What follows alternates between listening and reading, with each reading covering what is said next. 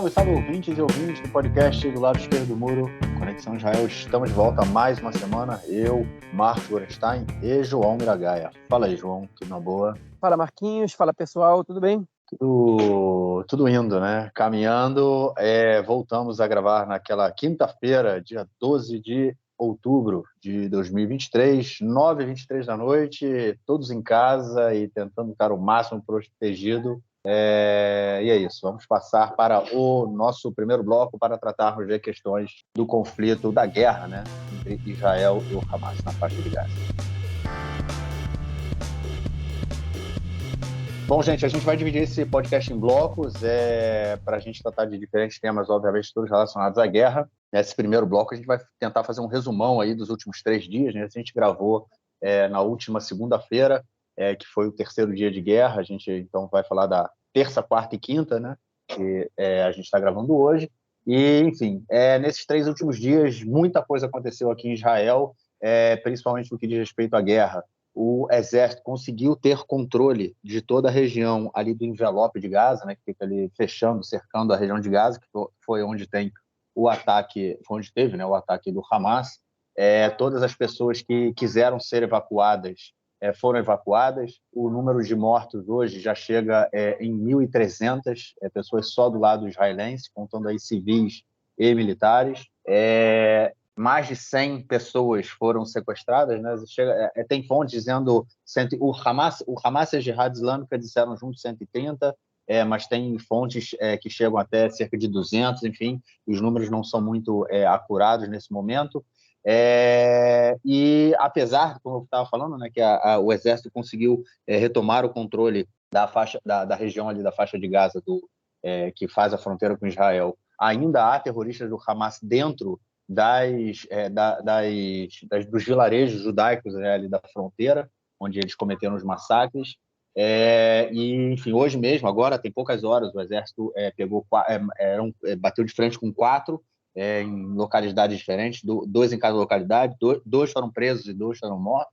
Ou seja, ainda há terroristas presos aqui dentro, porque eles falam que não está tendo mais nenhuma passagem, né? Lembrando que os palestinos abriram 80 passagens pela grade que divide, e agora, depois de muito tempo, Israel conseguiu ter o controle disso. Demorou muitos dias, né? Quando a gente gravou, não tinha o controle ainda na segunda-feira, e agora já tem. Enfim, a guerra continua, Israel continua bombardeando a faixa de Gaza ininterruptamente. Já foram enfim, de novo, fontes diferentes, mas em torno de 1.300 alvos do Hamas foram atingidos nesses últimos dias, incluindo prédios residenciais. Há também alguns relatórios aí vindo que Israel atingiu um hospital, enfim, nada confirmado, mas o que a gente sabe também é que o número de vítimas e de mortes em Gaza também já passou de 1.500, e o governo de Israel resolveu cortar o fornecimento de água e eletricidade para a faixa de Gaza, além de, obviamente, não permitir a entrada de mantimentos e comida. Ou seja, a gente está numa crise também humanitária muito séria em Gaza, com reféns israelenses em Gaza e com uma guerra em que Israel entrou para, vamos dizer assim, como tem se falado aqui, né, abertamente, e, enfim, a opinião pública geral, vamos dizer assim, destruir o Hamas, custe o que custar, né? Eu acho que essa é a ideia principal que foi construída, que é o sentimento principal aqui dentro da sociedade israelense. E aí, João, 6 dias de guerra, o número de mortes não para de aumentar e o sangue nos olhos continua. Tem estratégia ou é vingança? Se tem estratégia, a gente ainda não conhece, né? Eles não divulgaram. Ao invés de um comentarista, né, o Alon Ben David, do Canal 13, divulgou hoje no principal telejornal desse canal, dessa emissora, a estratégia militar de Israel agora, que é a entrada terrestre. Ela provavelmente vai acontecer, está sendo preparada. Ela vai começar pelo norte da faixa de Gaza, para afastar a população civil dali, e do norte para o sul, né? Enfim, eliminando os alvos do Hamas na faixa de Gaza. Agora, Marquinhos, o que eu acho importante comentar é o seguinte: toda a tônica dos membros do alto escalão do exército, dos políticos do alto escalão do governo, é que essa guerra só vai terminar quando o Hamas for eliminado da faixa de Gaza. Okay? E essa tônica, okay, ainda que seja o que a população quer ouvir, ela é muito perigosa, em vários aspectos. Okay? O primeiro deles, obviamente, é o que é preciso fazer para você eliminar o Hamas da faixa de Gaza, e que afeta basicamente a população palestina da faixa de Gaza, a população civil, né? Porque o Hamas, além de ser, enfim, um grupo, de ter o braço armado, né? A brigada Al-Qassam, enfim, que executa os atentados terroristas e os bombardeios a Israel, enfim, eles também são um grupo político. O Hamas é quem governa Gaza. Eles têm o braço político, o braço armado. Eles já tiveram uma diferenciação maior no passado, até a segunda intifada, e hoje em dia é praticamente a mesma coisa. Mas existem funcionários do governo do Hamas que não têm envolvimento direto com a luta armada e que estão em vários cargos administrativos. Hein? E a gente está falando de milhares de pessoas. Okay? Então, você extirpar o Hamas da faixa de Gaza, se você considerar qualquer membro do Hamas um alvo legítimo, okay? e você quer extirpá-los do lugar, isso envolve uma matança de milhares de pessoas. E ainda que a gente pudesse considerar, okay? O que não é meu caso, com certeza não é o teu, que é legítimo você matar todas essas pessoas, okay? É impossível que você realize essa operação, você chegue nesse fim, sem que você não mate um número imenso de civis a contrapeso. Okay? Por quê? Porque o Hamas não se organiza em bases militares. O Hamas está espalhado pela população civil, de propósito, obviamente. Essa é a tônica, né, do terrorismo, né, as definições de terrorismo dos tribunais internacionais. São grupos que se misturam entre as populações civis, justamente para serem confundidos e para que quem quer atacá-los acabe atacando as populações civis, né? E pense duas vezes de atacá-los ou e leve a culpa pela morte dos civis, ainda que eu acho que essa culpa ela realmente existe, né? Porque, enfim, quem mata é quem aperta o gatilho no final das contas. O Hamas ele tem uma responsabilidade muito grande na morte dos civis, mas quem mata no final das contas é quem aperta o gatilho. Mas, enfim, também porque eles também realizam ataques contra civis, né? Essa é a definição de terrorismo. A diferença, por exemplo, de terrorismo para guerrilha é que a guerrilha ela ataca alvos militares e ela faz alguma diferenciação entre militares enfim, entre a milícia, né, que eles podem compor, entre o grupo armado da guerrilha e os civis. Eles não, enfim, o Hamas até realiza 10, 20% talvez das atividades armadas do Hamas, elas são de guerrilha, mas o resto todo, a grande maioria, são ataques enfim, que visam atacar, que visam atingir a população civil. Então, essa estratégia, do ponto de vista moral, ela é totalmente condenável. Né? Você não tem como eliminar somente através da força um grupo de uma região como a faixa de Gaza, superpovoada, com 2.200.000 pessoas num espaço de 400 quilômetros quadrados, um pouco mais de 400 quilômetros quadrados, sem que você não gere um massacre da população civil. Intencionalmente ou não, ainda que esse intencionalmente não seja relevante, porque se você sabe que essas pessoas vão morrer, o intencional ele acaba sendo colocado em segundo plano, né? Enfim, esse é o primeiro comentário, né? Que é uma ação do ponto de vista moral. Enfim, o adjetivo que eu quero usar, e eu estou tomando bastante cuidado, e eu não sei nem se eu deveria, é no mínimo muito problemática e desumana. Okay? Agora vamos passar para a parte estratégica, okay? E tentar ser um pouco racional do ponto de vista de vamos supor que não importem as vidas humanas, e é óbvio que importa. Okay? É possível exterminar o Hamas da faixa de Gaza? E a minha resposta, ela é respaldada pela opinião de muitos especialistas do meio militar, é que não é possível. Okay? O Hamas é um grupo que está entranhado na sociedade palestina, inclusive ele está presente na Cisjordânia também. Eles controlam a faixa de Gaza, mas eles estão presentes na Cisjordânia também, em algumas regiões com bastante força, como, por exemplo, em Hebron. Enfim, um conflito armado, para você retirar o Hamas, ele pode demorar mais de um ano, se é que ele é possível. Ele pode, enfim, ele muito provavelmente não vai ser 100% eficiente, porque o Hamas, além de ser um grupo, ele também é uma ideia, e eliminar uma ideia através da força, né?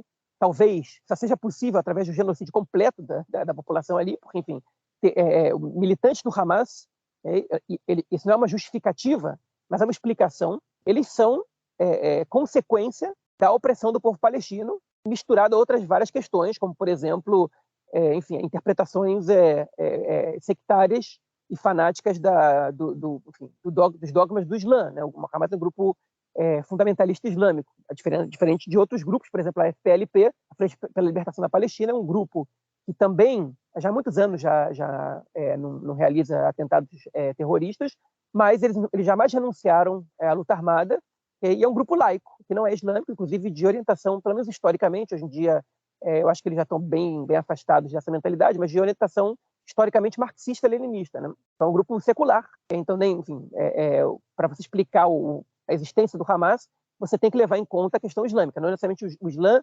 enfim, leva o grupo a ser terrorista, e nem necessariamente os grupos terroristas eles são todos religiosos, né?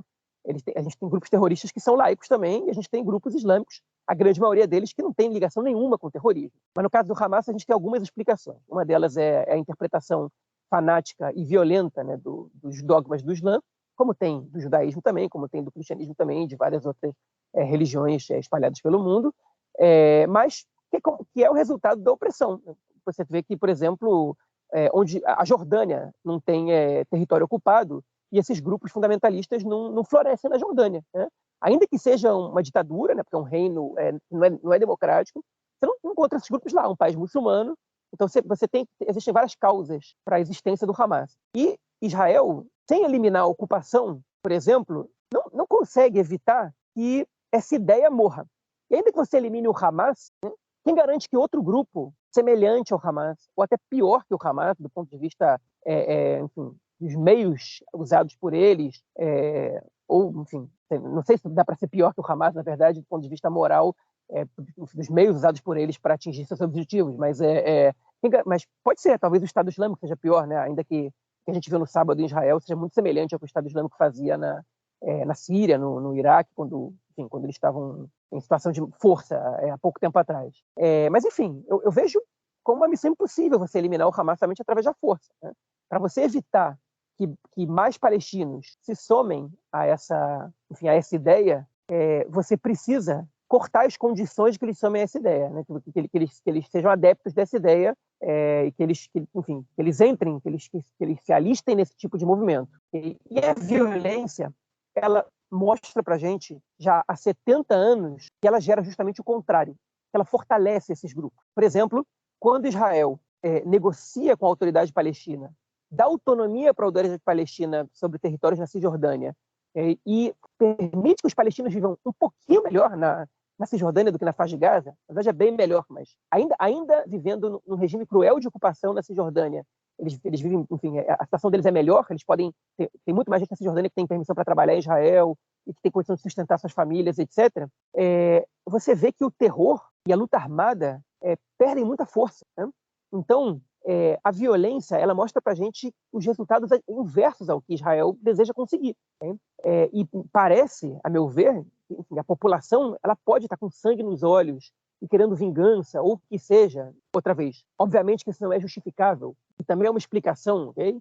E que é uma consequência, lamentavelmente, comum como reação ao que a gente viu aqui no massacre realizado pelo Hamas no sábado passado. Mas o governo e os responsáveis, as Forças Armadas, não poderiam estar fazendo coro a esses discursos, eu diria nem fazendo coro, eles estão liderando esses discursos, estão tornando legítimo esse discurso. E não só estão tornando esse legítimo, como estão colocando em prática, né, esse discurso. E isso é muito perigoso do ponto de vista moral, do ponto de vista estratégico, né? Enfim, e é perigoso para Israel também, né? Por quê? O que vai acontecer com os reféns, os mais de 130 reféns, que estão nas mãos do Hamas e da Jihad Islâmica na faixa de Gaza, quando Israel começar uma incursão terrestre, né? O que vai acontecer com os soldados israelenses que vão começar essa incursão terrestre, ou com os habitantes do sul, né? Eles vão ter silêncio, eles vão ter paz, eles vão ter tranquilidade ali? Óbvio que não, né? É muito claro que muitos soldados vão morrer, né, nessas incursões militares. É certo que a incursão terrestre é a única maneira de você atingir os membros do alto escalão do Hamas, porque eles estão escondidos em túneis subterrâneos, em búnkeres que eles prepararam há muitos anos já, e os ataques aéreos eles não são eficientes para eliminar essas pessoas, para executar esses membros do Hamas do alto escalão. Eles estão escondidos, como o Nasrallah, que é o líder do Hezbollah no Líbano, está escondido em bunkers desde 2006, desde a Segunda Guerra do Líbano. Ele não sai dos bunkers, ele sai de bunker para bunker, passagens subterrâneas, porque ele sabe que ele corre risco de vida se ele tirar a cabeça dali. E a mesma coisa acontece com os membros de alto escalão do Hamas ali dentro. Então, você precisa matar muitos palestinos, você precisa sacrificar muitas vidas de israelenses para atingir um objetivo totalmente incerto, questionável, do ponto de vista estratégico também, porque ninguém pode garantir que eles vão fazer isso, pelo contrário, o mais provável é que o Hamas não seja eliminado por meio da força.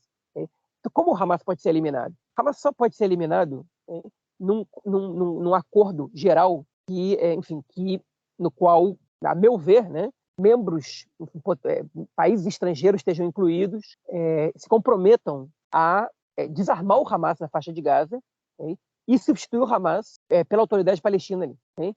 Enfim, tirar o Hamas da legalidade e garantir fisicamente que o Hamas não pode existir como um grupo armado. E isso só pode realizar por meio de negociações. Agora, Israel não está acostumado a fazer esse tipo de acordo, Israel não quer que nenhum país estrangeiro cuide da segurança do país, isso é parte da mentalidade do país desde os seus princípios, desde os seus primórdios. O Estado de Israel, inclusive, surgiu sob a bandeira de que nós não vamos deixar que o Holocausto aconteça de novo, né? E lá no Holocausto ninguém protegeu a gente, então agora a gente entendeu que o nosso destino está nas nossas mãos, né? Essa frase, o Estado de Israel o nosso destino nas nossas mãos, é uma frase do Davi Ben-Gurion, né? Do primeiro-ministro de Israel, do primeiro grande líder do Estado de Israel, enfim, e do movimento sionista de maneira geral, pelo menos do ponto de vista prático. Enfim, e mudar essa mentalidade em Israel e terceirizar a solução para o problema exige uma mudança no ethos nacional que não está, que o contexto não é favorável a ela, principalmente agora, né? O contexto não é favorável a ela de maneira geral. No momento da guerra, é impossível que o Estado de Israel, por conta própria, ou por uma pressão que não seja imensa da comunidade internacional, diga, ok, a gente vai fazer um esforço conjunto internacional para chegar no nosso objetivo. Ainda mais porque Israel está sendo respaldado, pelo menos por enquanto, por todo o mundo ocidental, né, pela União Europeia, pelos Estados Unidos, para se defender, como é a terminologia usada por Israel e pelos países que estão respaldando essa ofensiva em Gaza. Enfim, isso não está perto de acontecer, porque não há pressão internacional para que isso aconteça. Então, está aí, o governo metendo os pés pelas mãos, o exército metendo os pés pelas mãos, e pronto para uma ação que tem com a consequência desastrosa e fracassada já escrito nas estrelas. É óbvio que isso vai fracassar. Então, isso pode colocar o país numa situação muito, muito problemática, enfim, ruim do ponto de vista econômico, do ponto de vista social, do ponto de vista da segurança, em tudo. Uma escalada de violência longa pode incluir outras forças do Oriente Médio, que a gente, uma situação com a qual a gente não está acostumado há muito tempo, né? Desde a Guerra de Yom Kippur, que não tem, enfim, uma participação de outros países do Oriente Médio em guerras de Israel, e, enfim, e pode, efetivamente, eu digo isso com muita preocupação, ser o princípio do fim do Estado de Israel. Okay? Eu digo isso, é muito apocalíptico que eu estou falando, você está prevendo o futuro? Não estou prevendo o futuro, eu estou projetando um cenário, né? Pode ser o Afeganistão de Israel, não no contexto norte-americano, mas no contexto da União Soviética, né? Você, enfim, entra já num conflito que você não tem como sustentar, é impossível vencer, né? E, enfim, obviamente que o Afeganistão não foi a única razão pela queda da União Soviética, mas foi ali o disparador. No caso de Israel, esse conflito se prolonga, ele pode ser o disparador para um conflito que depois pode envolver o Irã, o Hezbollah, outros países do mundo árabe islâmico, né? A Rússia, talvez, vai saber de que lado a Rússia vai ficar, porque com a guerra entre a Rússia e a Ucrânia, que separou de alguma maneira enfim, a União Europeia e os Estados Unidos da Rússia, e que de alguma maneira a China se coloca, ainda que de maneira não contundente, neutra, mas um pouco mais para o lado da Rússia, isso pode ter repercussões catastróficas para o futuro de Israel. Então eu vejo com muita preocupação essas medidas irresponsáveis que estão atendendo enfim, a uma perspectiva eleitoreira, né?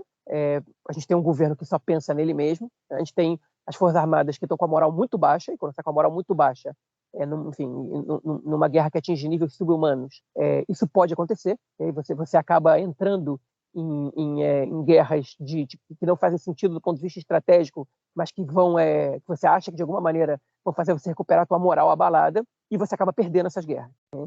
perdendo não do ponto de vista militar, mas perdendo do ponto de vista político, né? E isso é muito preocupante por questões humanitárias, por receio do que pode acontecer com o povo palestino, por receio do que pode ser o futuro do Estado de Israel e por receio do que pode acontecer no futuro a curto, médio prazo em todo o Oriente Médio e capaz no mundo, né? Porque a gente começa a falar em potências nucleares, né? Como é o caso de Israel, que pode ser o caso do Irã em pouco tempo, né?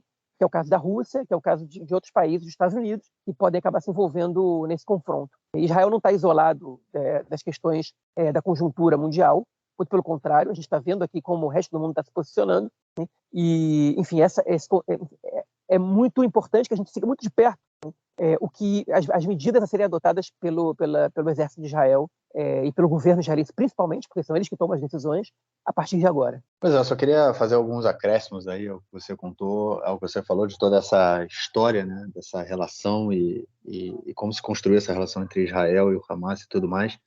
Lembrando que Benjamin Netanyahu, desde 2009, ele é primeiro-ministro de Israel, a gente está em 2023, só teve um ano aí, que foi o ano passado, na verdade, que ele ficou fora do cargo de primeiro-ministro, né?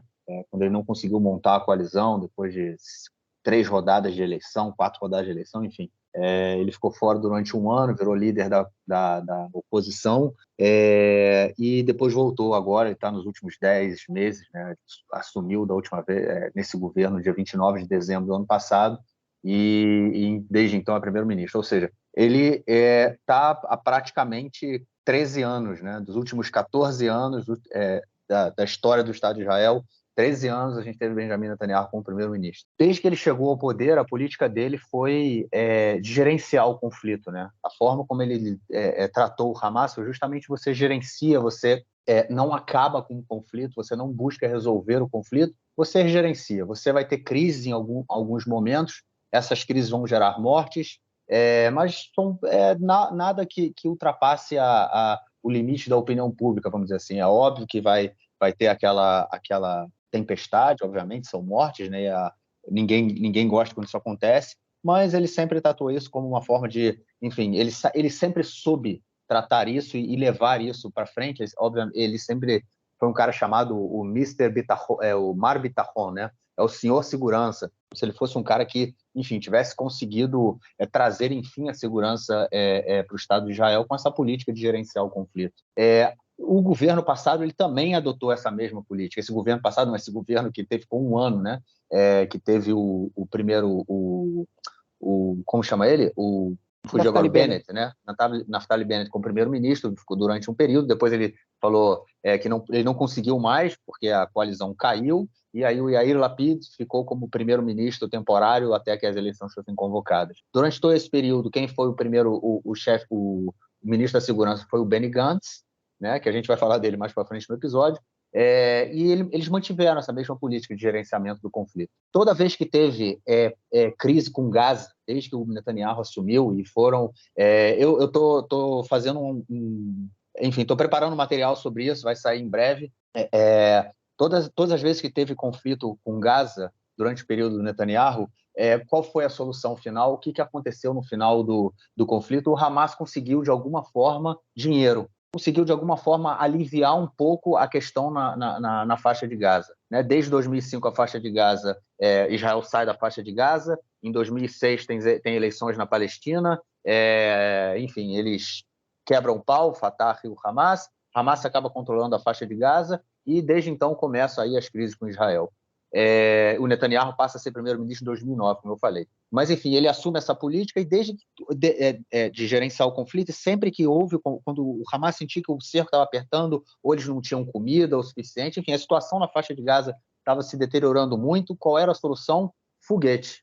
Eles lançavam foguetes para Israel e tinha uma guerra, de vez em quando conseguiam matar algumas pessoas, de vez em quando não, mas, enfim, deixavam toda principalmente o sul do país, né, ali em alerta, e recebiam alguma coisa. Beleza, a gente então parou a guerra, mas a gente vai permitir a entrada de materiais de construção, porque muitas vezes, durante um período muito grande, era proibido entrar material de construção em Gaza, porque eles falavam que o material era usado pelo Hamas para construir os túneis. Então era proibido entrar material de construção. E aí eles permitiam a entrada. Ou seja, o Hamas sempre usou de violência de ataques a Israel para conseguir alguma coisa para aliviar a pressão na faixa de Gaza. E essa era a forma como o Netanyahu resolvia, ele manejava o conflito. Só que isso foi aumentando, né? Israel construiu o seu domo de ferro, o Hamas também aumentou aí a capacidade das suas, tanto da produção como do range, né, de quanto o míssil dele pode atingir, ou seja, os dois lados cresceram um pouco, o Hamas, obviamente, a discrepância é absurda, né, não dá para comparar, mas, enfim, o Hamas também teve lá o seu crescimento durante esse período, um período em que ele, quanto mais violência ele trazia, quanto mais míssil ele jogava, mais dinheiro ele recebia em volta, né? É aí até que a gente teve, depois da guerra de 2014, a Gaza ficou completamente destruída e começou, obviamente, a entrar dinheiro vindo do exterior para a reabilitação de Gaza, até que depois dos últimos confrontos a gente teve a entrada do dinheiro do Catar, milhões e milhões de dólares entrando em malas de dinheiro todo mês. Imaginem só, dinheiro vivo, 30 milhões de dólares em dinheiro vivo entrando em malas pela fronteira com o Egito, indo direto para o controle do Hamas, né? Na verdade, o último governo, quando o Benny Gantz era o ministro da Segurança, eles mudaram isso. Eles mudaram essa relação aí, o dinheiro tinha que, de alguma forma, passar por algum sistema bancário, enfim, para evitar que o Hamas tivesse acesso a todo esse dinheiro. Mas o Hamas continuou tendo acesso a isso. Ou seja, como você falou, João, que Israel, vamos dizer assim, que o Hamas é fruto de toda essa política, né, tanto da ocupação, que ele surgiu dentro disso, né, e sempre que a gente tem essa exclusão social e opressão, as pessoas ficam mais suscetíveis a esse tipo de ação, né, Israel fez parte, o atual governo de Israel fez parte disso, né, porque durante os últimos 12 anos, ou durante os últimos 13 anos, o Netanyahu teve presente na política israelense, ele fez parte disso. Ele construiu isso. Ou seja, agora, ter uma política de que pode levar aí a uma destruição total da faixa de Gaza e falar o seguinte, vocês são culpados por isso, porque nós vamos castigar vocês pelo que o Hamas fez, sendo que o Estado de Israel fortaleceu o Hamas nos últimos anos, é muita crueldade. É muita crueldade. Aí é o que você falou, o Estado de Israel, em detrimento da autoridade palestina, fortaleceu o Hamas. Agora já teve prisões de militantes do Hamas na Cisjordânia, né? Foram 15 militantes do Hamas presos essa semana na Cisjordânia, mas, enfim, a autoridade palestina não recebeu o mesmo tratamento que o Hamas recebeu durante esse período, muito pelo contrário. O Ehud Barak, né, o ex-primeiro-ministro israelense, ele tem uma frase que ele é muito, muito famosa aqui, né? A gente está no Oriente Médio as pessoas só entendem na força. E é mais ou menos o que aconteceu com Israel nesse caso, nessa forma de tratar o conflito. Vou gerenciar aqui, o Hamas entrava com força, né, jogando míssil em Israel, opa, beleza, a gente vai bombardear o Hamas, isso faz parte, né, porque afinal de contas tem opinião pública também, a gente não pode sair, né, desse ciclo de violência como os fracos, né, então a gente vai bombardear Gaza e, enfim, no final das contas o Hamas também vai ganhar a fatia dele. E essa foi a política israelense, né? Então, assim, é muito cruel a gente chegar nesse momento em que a gente, mais uma vez, vai ter essa política de destruir a faixa de Gaza completamente e joga a população para o sul e joga a população para o norte para evitar as perdas humanas. E aí a gente vai pensar, hoje, a gente está gravando na quinta-feira, já são mais de 250 mil refugiados, desabrigados em Gaza. Mais de 250 mil, ou seja, hoje mais de 10% da população de Gaza já está desabrigada, já não tem mais casa, por conta dos bombardeios israelenses. Então, assim, a gente é realmente muito difícil a gente pensar com a cabeça fria nesse momento, mas é um ciclo de violência que ele, em algum momento, ele tem que parar. E não é com essa política de bombardear a faixa de Gaza novamente e dizer que vai acabar com o Hamas, que a gente sabe que não vai acontecer. Né? É porque, justamente por tudo que o João colocou aí, eu não preciso voltar.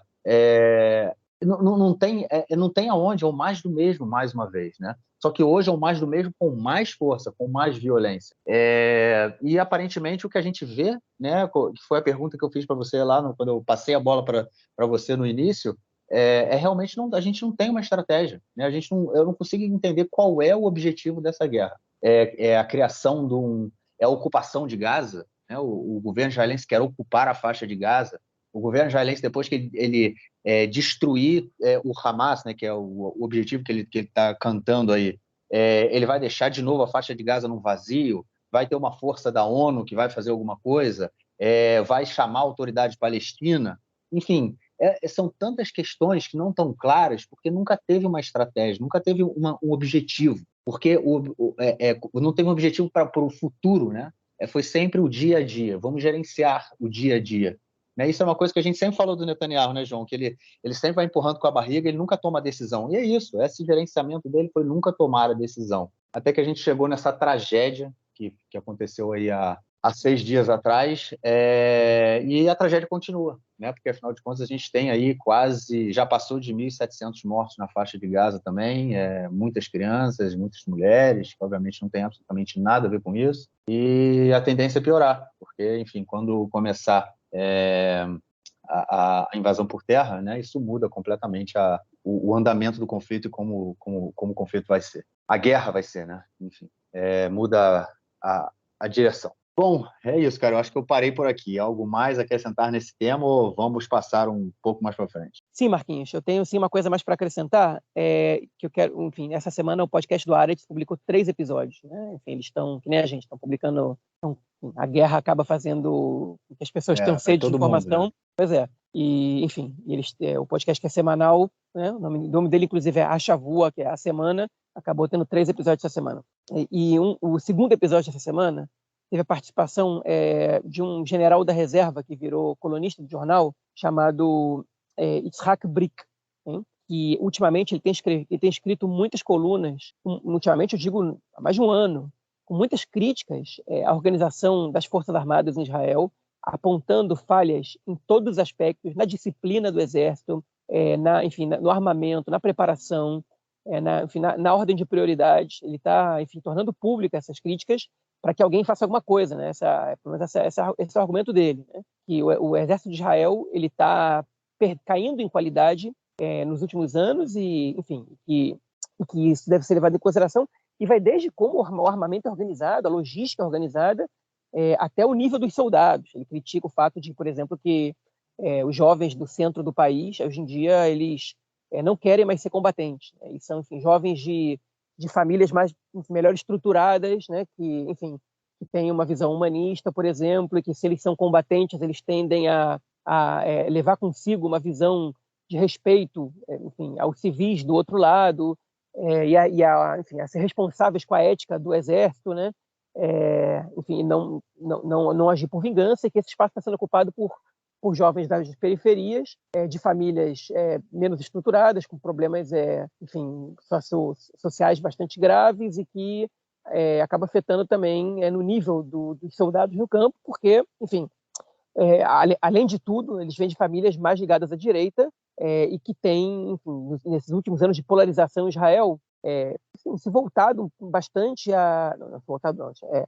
recebido muita influência de ideias racistas e xenófobas em relação aos árabes de maneira geral, e isso obviamente repercute na sociedade em geral, no exército em específico. Né? Mas além dessa crítica, ele fez um comentário que ele disse o seguinte: a gente tem que separar o exército, a questão militar e os erros militares que estão sendo tomados, das questões sociais, né, que foi parte que eu comecei a comentar agora, e políticas. E ele fez um apanhado muito interessante, porque ele chegou a fazer várias palestras com jovens soldados, né, e ele constatou que a decadência do sistema educacional israelense, em especial na área de humanas, faz com que o nível humano do soldado ele caia drasticamente. Ele falou que ele pegou um grupo de 11 soldados para fazer uma preparação e menos da metade deles sabia quem foi o Davi Ben-Gurion, o pai, o criador do Estado de Israel, efetivamente. Ou seja, eles sabiam que era uma pessoa famosa. Um deles chegou a dizer que foi o cara que construiu o aeroporto de Israel, enfim, que leva o nome do Ben-Gurion, né? Para ter uma noção dessa situação, né?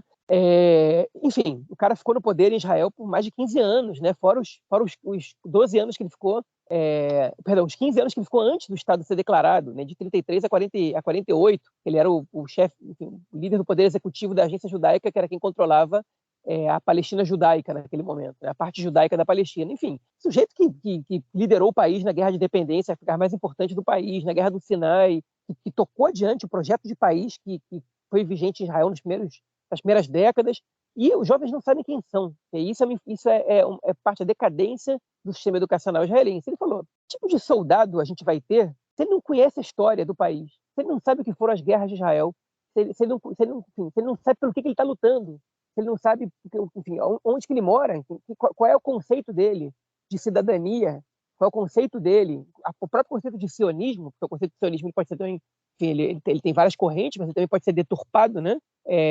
Enfim, se ele não conhece a história, se ele não conhece, enfim, a realidade do país. Ele falou, você tem grupos, obviamente, de soldados com um nível interessante, de conteúdo, em especial os que foram de movimentos juvenis ou que fizeram anos de preparação antes de entrar no exército, um curso que muitas organizações oferecem, algumas mais à direita, outras mais à esquerda, mas todas elas preparam os soldados porque eles vão viver depois e, enfim, dão conteúdo para eles sobre o lugar onde eles estão, pelo que eles estão lutando, pelo menos. Né?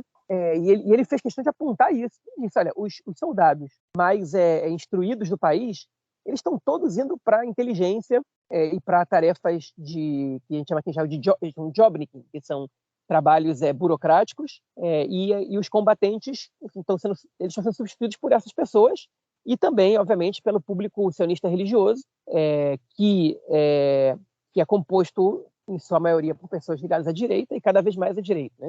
Então, ele fez esse apanhado geral, que para mim foi muito interessante, para mostrar um pouco a decadência desse sistema. Ele falou, por isso que a gente ainda é tão dependente dos reservistas. Os reservistas ainda são de gerações que viveram, que passaram pelo sistema educacional decente, que instruía os jovens da maneira adequada.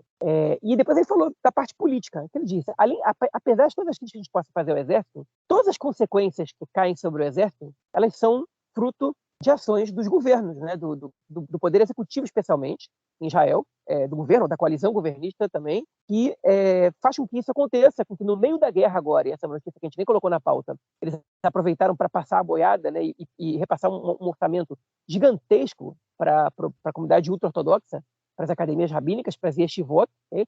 No momento que os cidadãos do Sul estão com essas casas sendo destruídas, estão perdendo os parentes, estão internados nos hospitais, enfim, gravemente feridos, alguns mutilados, e a preocupação do Ministério das Finanças agora é passar dinheiro para a população ultra-ortodoxa composta basicamente por pessoas que não servem ao exército, né? Mais de 90% que não servem ao exército. Só um parênteses aí, cara. Esse pagamento, que eles fizeram, inclusive, um pagamento para as pessoas que são os abençoadores, né? Que a função deles é abençoar os outros. Um pagamento do salário de março, que eles não tinham feito, então eles receberam hoje, numa transferência também de orçamento, as pessoas que abençoam os outros, até engasguei, né? Receberam aí o salário de março que eles não tinham recebido. No momento também que o exército, em que os soldados chegam nas bases e não tem capacete, não tem colete, né? Enfim, não tem comida. Então, os ultra-ortodoxos que abençoam aí os soldados estão recebendo o salário de março. Desculpa, o parênteses fechado. Não, perfeito. Então, ele comentou sobre a classe política. Ele falou, essa é uma classe política de pessoas que não têm a segurança do país e o projeto de país como prioridade. E a gente tem vivido isso há muitos anos, ele comentou, né, que são políticos que enfim, que não têm nenhuma preocupação com o futuro do Estado, que eles estão pensando na reeleição, então eles só pensam a curto prazo. Os projetos deles são somente a curto prazo, são pessoais, não são estadistas, não são pessoas preocupadas com o futuro do país. E essa vergonha que a gente passou, essa falha terrível, ela é consequência, entre muitos fatores, mas basicamente o principal fator que fez com que isso acontecesse foi o desprezo total que essa classe política teve pela segurança e pela construção da sociedade, por ter um projeto de país. E eu achei muito interessante essa reflexão geral que ele fez sobre a sociedade, porque, em geral, quando a gente está falando sobre a guerra, a gente está procurando os responsáveis do ponto de vista militar. Quem falhou? A inteligência falhou porque não detectou, o governo falhou porque recebeu a informação da inteligência e não atuou. Enfim, de quem é a responsabilidade? E, enfim, a responsabilidade ela vai muito além das decisões militares tomadas tanto pelo campo político ou pelas decisões tomadas pelo alto escalão do Exército, ou por divisões específicas, né? Elas são processos construídos ao longo dos anos e que refletem drasticamente, enfim, numa situação como essa, calamitosa, que levou a gente para o pior conflito de Israel dos últimos 50 anos. Então, eu queria deixar esse comentário aqui, né, essa reflexão feita pelo pelo BRIC.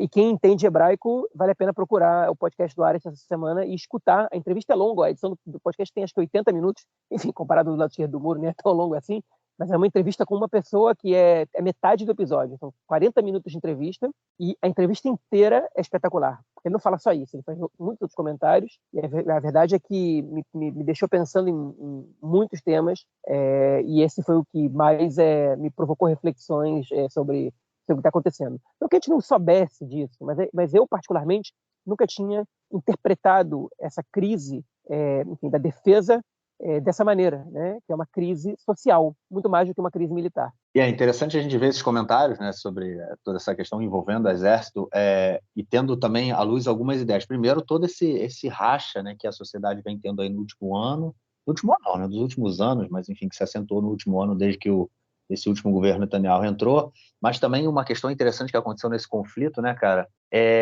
se a gente for pensar essa transformação na sociedade que o Brick comentou, né, desses novos soldados aí dos novos combatentes, né, não do soldado da cyber, né, mas dos combatentes ali no on the ground, né, essa mudança nesse perfil, ela tem teve um contraponto muito interessante agora, né, no dia do ataque, os primeiros que chegaram, não dos primeiros, mas assim, muitos dos que chegaram imediatamente para ajudar eram reservistas do exército das antigas, vamos dizer assim, do exército que tinha uma outra visão, uma outra forma de país, inclusive, né? Que eles realmente falam, não, a gente tem que defender o país a qualquer custo. É justamente o pessoal que estava nas manifestações contra o Netanyahu, contra a política do Netanyahu, eles foram os primeiros a falar, não é isso, entendeu? É a guerra pelo país mesmo, porque senão vai destruir. Mesmo, não estou falando nem que Israel pudesse ser conquistado e acabar o Estado, não, mas poderia ser uma guerra, pode ainda, né, ser uma guerra de proporções muito grandes. Esses caras foram lá e foram os primeiros a botar a cara. Isso me chamou muita atenção também quando eu li esse artigo aí, quando eu ouvi o podcast também do Ara. Bom, é isso. Vamos então passar para o nosso próximo bloco para tratarmos de reações do mundo afora sobre essa guerra. Bom, gente, comentamos aí no nosso último episódio, né? Israel recebeu imediatamente o apoio do presidente Biden. Ele, inclusive, fez um discurso falando 2 vezes, né, que os Estados Unidos está com Israel, que causou um frenesi muito grande aqui. Enfim, as pessoas se sentiram muito mais protegidas nesse momento.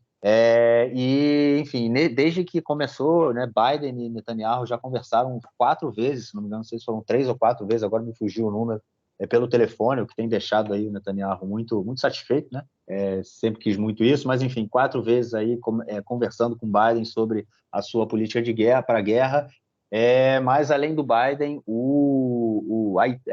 a Itália também, né? Mas a França, a Inglaterra, enfim, outros países aí disseram que Israel tem o direito de da autodefesa, enfim, deram praticamente carta branca para Israel na sua política aí em Gaza. Por outro lado, né, João, a gente teve o Vladimir Putin, que tem aí interesses no Oriente Médio, obviamente, também comentamos no nosso último episódio. Ele disse que tem que parar a escalada de violência e, nesse momento, caso chegar à construção de um Estado palestino, que é a União Soviética, aí já ia cometer um ato falho, hein?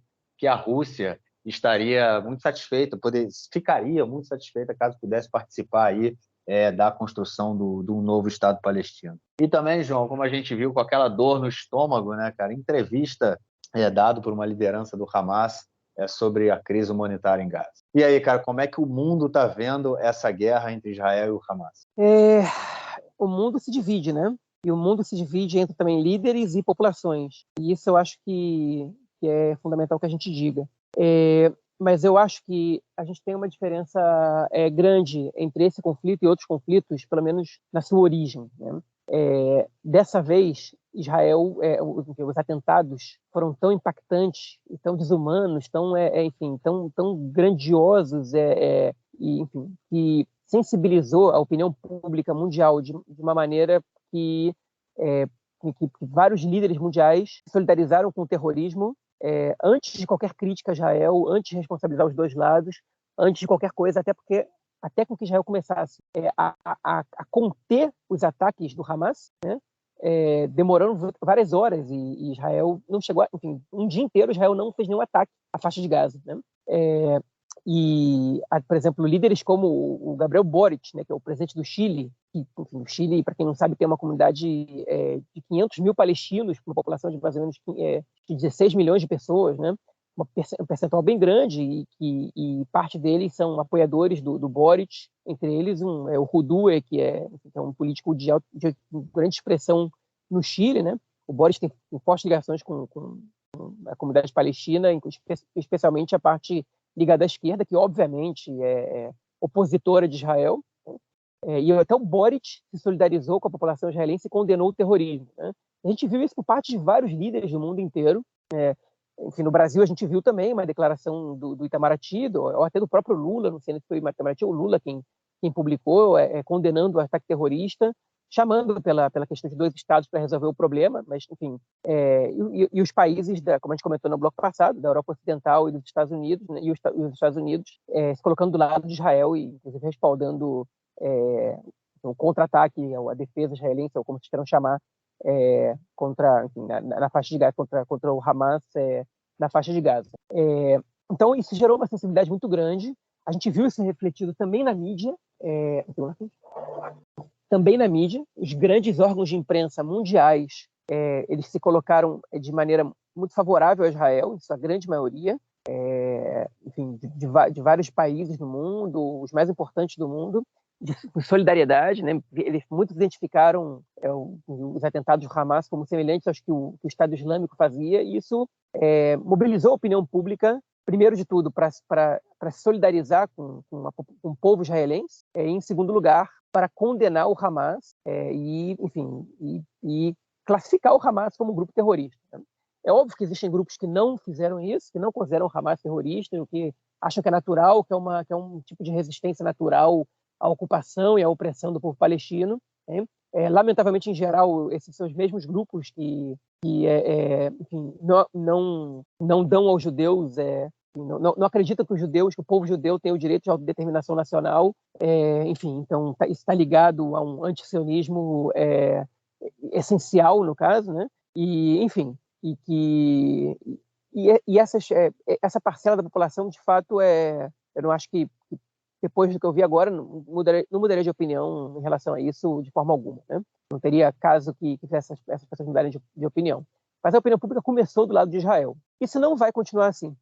E eu estou aqui fazendo uma previsão, ainda que eu não goste disso, porque eu estou vendo o que está acontecendo já. Okay? E a guerra tem regras e ela tem limites. E Israel está ultrapassando os limites da Convenção de Genebra. E quando você submete a população civil a cortes de água, energia e mantimentos, você está cometendo crimes de guerra, né? E, enfim, Israel pode alegar que grupos terroristas, as leis de guerra, elas são flexíveis até determinado ponto, e existem interpretações que vão para esse caminho, mas esse determinado ponto também, se já não foi ultrapassado, vai ser daqui a pouquinho, porque, enfim, a população civil palestina ela já está passando por uma situação muito complicada. E a opinião pública ela vai acabar mudando de lado e ficando do lado onde ela normalmente fica, normalmente ela está, que é do lado do povo oprimido. Okay? E eu não estou colocando o Hamas como povo oprimido, estou colocando os palestinos da faixa de Gaza, especialmente, no caso, como povo oprimido, massacrado, no caso, e que, enfim, que é quem está mais sofrendo com essa guerra. Enfim, a população israelense é óbvio que também é vítima dessa guerra. Enfim, a população do sul de Israel, acho que pela primeira vez, chegou em níveis muito próximos, ou talvez equivalentes, de sofrimento ao que sofre a população palestina da faixa de Gaza. Mas, conforme a guerra vai se desenvolvendo, a tendência é que cada vez mais palestinos sejam vítimas e a desproporção vai ser mais vista. Agora, o que a gente vai ter que ver é se vai haver uma mudança do ponto de vista dos líderes globais quando Israel começar a ultrapassar as barreiras. E a minha opinião é que provavelmente vai. Se eles vão fazer uma pressão para que Israel freie e pare, eu não sei. Os Estados Unidos, por exemplo, eles foram muito mais longe, né, do que sempre foram ao longo da história, quando mandaram, além do armamento e da ajuda financeira, soldados, marinheiros, né, pilotos, para ficar de prontidão para ajudar Israel em caso do conflito escalar para um nível que Israel tenha mais dificuldade de lidar com ele sozinho, né? Então, será que eles vão conseguir voltar atrás numa atitude que foi tão, em hebraico se chama Marek Lechet, que é tão sem precedentes, né? Enfim, eu não sei, eu tenho minhas dúvidas que os Estados Unidos poderiam voltar atrás. O Biden deu um discurso sionista, né? Enfim, de apoio à existência do Estado de Israel, que sempre vai estar do lado de Israel, que Israel é o nosso aliado. Enfim, ele que estava numa relação muito mais do que estremecida com o governo israelense, com Netanyahu, ainda que ele tenha recebido o presidente de Israel, o governo está com uma relação bem estremecida. Né? Na hora da crise, ele se apresentou, se ofereceu, se colocou do lado de Israel.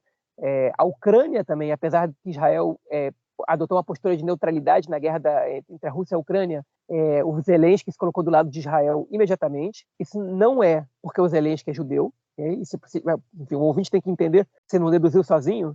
Isso é porque o Zelensky ele necessita do apoio ocidental. Ele está vendo que o Ocidente, nesse caso, se colocou do lado de Israel. E ele quer fazer parte desse grupo. E ele entendeu que é importante fazer parte desse grupo. Quem não tinha se colocado como parte desse grupo na guerra da Ucrânia foi Israel.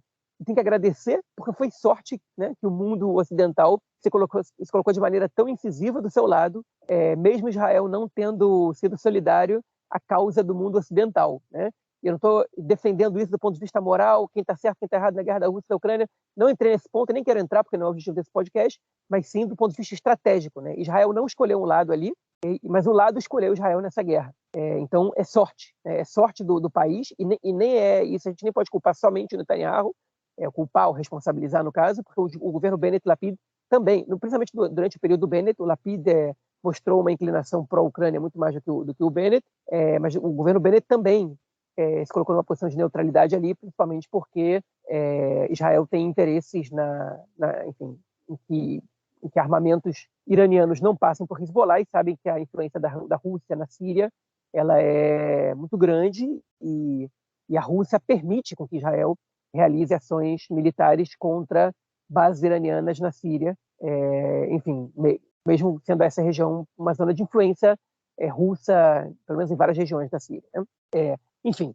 e já que a gente falou da Rússia, a Rússia ela se colocou ela publicamente se colocou neutra no conflito entre Israel e o Hamas, pediu um cessar-fogo, a Rússia, a China também, posicionaram a favor do cessar-fogo, não condenaram nenhum dos dois lados, mas a Rússia culpou os Estados Unidos, sendo que os Estados Unidos são responsáveis por essa escalada, quando, num momento como esse, se colocam do lado de um dos dois lados só, e aumentam a escalada, enfim, e não presta atenção no que acontece no Oriente Médio, enfim, e é isso que acontece no final. E essa semana, o chanceler do Hamas, né, o Ali Baraka, deu uma entrevista para uma TV, não me lembro agora de qual emissora, eu retuitei 3 minutos essa entrevista legendada em inglês no meu Twitter, né, tá publicado lá para quem quiser ver, na qual ele diz que eles contactaram diversos países ou antes ou um pouquinho depois de realizar o ataque, o Hamas, no caso, né? Entre eles a Rússia, okay?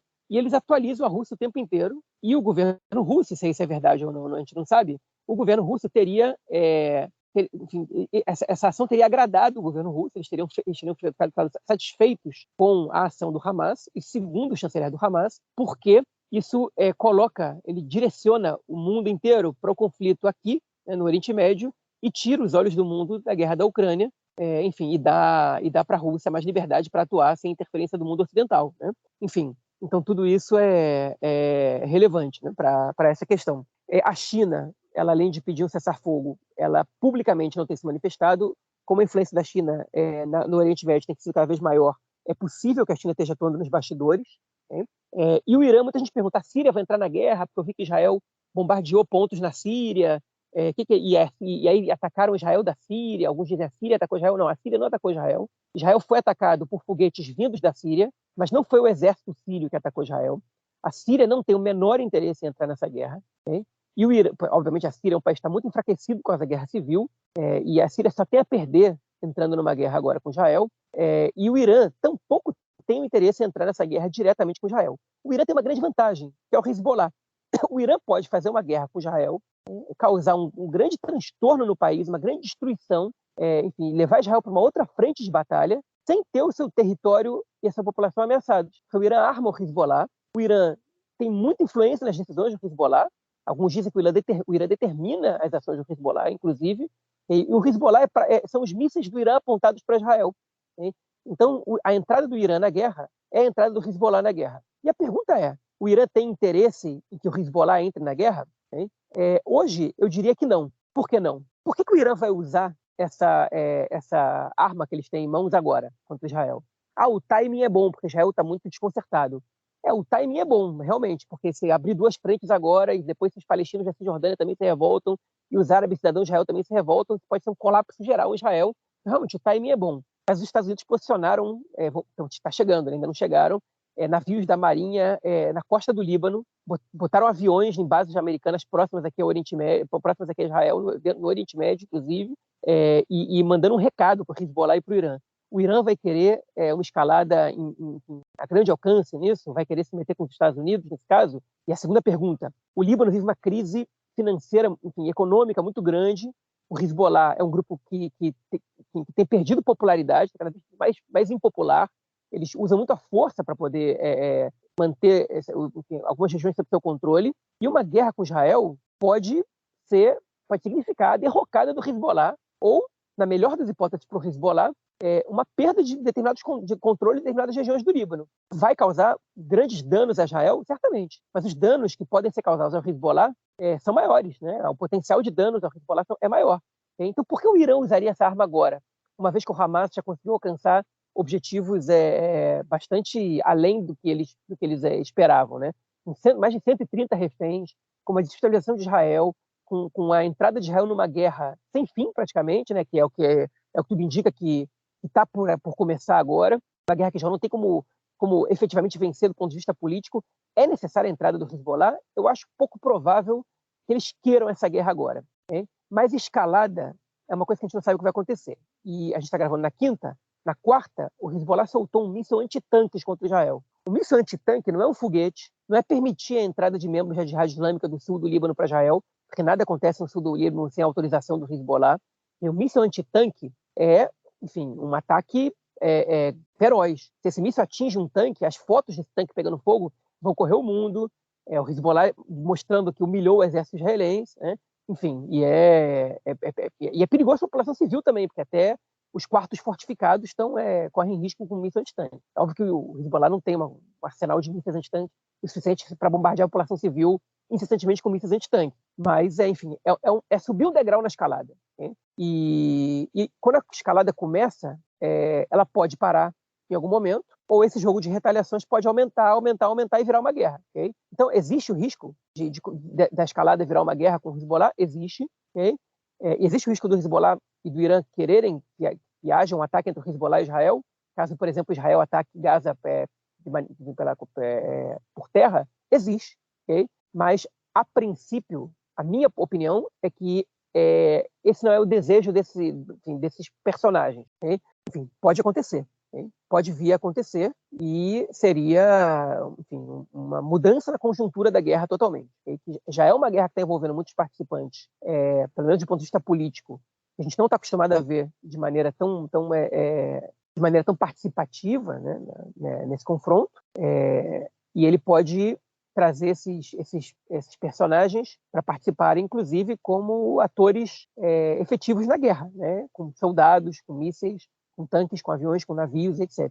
Então, enfim, o contexto internacional, a conjuntura internacional, ela é muito relevante no momento e tanto para que a guerra ela seja freada, como para que a guerra ela passe por uma escalada geral e que possa virar um confronto sem precedente.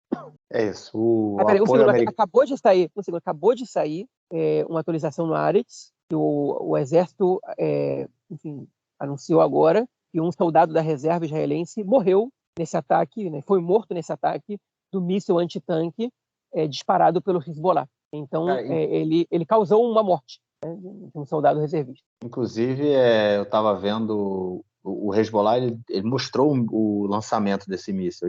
E dá para ver, cara. Eram 2 soldados andando na fronteira. O míssil vai na direção deles direitinho, cara. Dá para ver. Eles colocaram esse vídeo. Foi o único vídeo que eu vi até agora, e mesmo assim foi por acaso. Triste, mas enfim.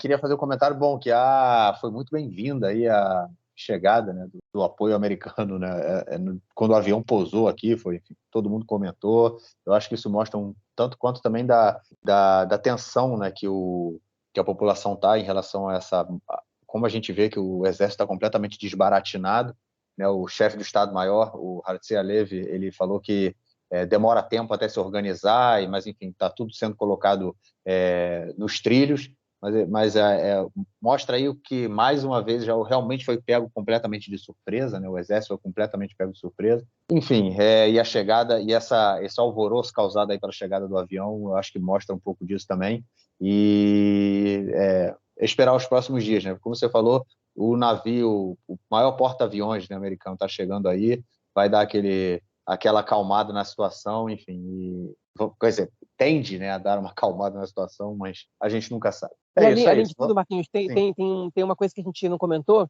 é que no mesmo dia do discurso do Biden, o Trump também fez um discurso, né? Exato. E para quem acha que é a mesma coisa, né, ou os republicanos são mais pró-Israel do que os democratas e tal, o Trump, né, enfim, acho que um político republicano há 10 anos, seja quem fosse, né, pelo menos esses que estão concorrendo a presidente ou ex-presidente, faria um discurso, não sei se semelhante ao do Biden, mas idêntico, não sei, mas semelhante de alguma maneira, né, de apoio a Israel, nosso aliado no Oriente Médio, etc. Era a tendência. O Trump, ao invés de ele fazer isso, ele desceu o pau no Netanyahu, falou que a execução do Soleimani, do general da Guarda Revolucionária Iraniana, foi feita. Israel recusou, né, a prestar auxílio para os Estados Unidos do ponto de vista operacional e da inteligência, que ele fez sozinho, e que o Netanyahu, mesmo assim, levou os créditos, e que a situação que Israel passou é muito... É verdade que ele falou nessa... Né, que a situação que Israel passou é muito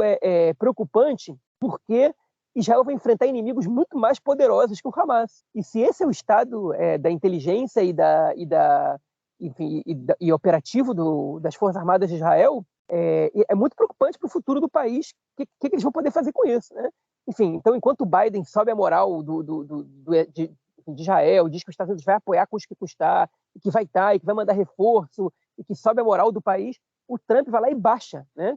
É uma diferença gritante, okay? Que mostra que, enfim, a política interna dos Estados Unidos, enfim, na verdade, a política externa dos Estados Unidos, melhor dizendo, ela vai ter diferenças cada vez maiores, ao que tudo indica, entre os, enfim, conforme os políticos forem sendo eleitos presidentes do país. Por exemplo, se for um democrata é uma coisa, se for um republicano é outra. O Trump criou uma cultura política nos Estados Unidos de isolacionismo, né, de afastamento dos países da União Europeia, até de proximidade com a Rússia em determinados pontos. Okay? E em relação a Israel, todo mundo achava que o Trump é amigo de Israel, etc., blá, blá, blá, blá. Não se sabe, porque o Trump é um cara muito, muito rancoroso, por exemplo, sempre joga na cara a falta de apoio do Netanyahu e, enfim, a falta de reconhecimento do Netanyahu.